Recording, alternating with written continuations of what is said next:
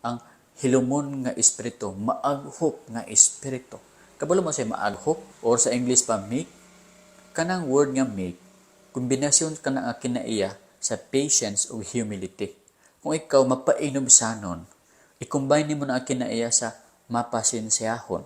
Pag i-combine mo na duha ka kinaiya, ang resulta is meekness or kaaghop. Patient pa, humble pa. Ingon sa Bible, maunay gikalipayan pag-ayo sa Ginoo. Mahal kaayo para sa Ginoo.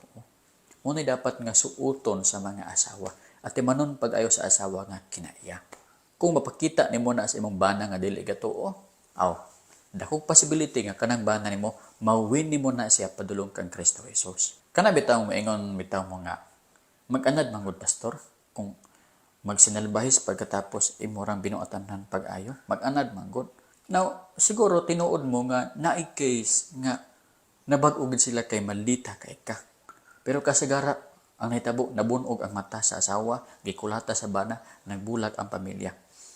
Ngano man kay ang bana leon, ang asawa tigre, ang bana iring, ang asawa iro na. Wala, dili gid magkahiusa gyud. Abi mo, walay prinsipyo nga mas mulawaw pa sa Bible.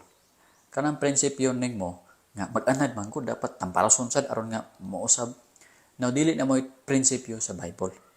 Ang prinsipyo sa Bible is magpaubos ka asawa,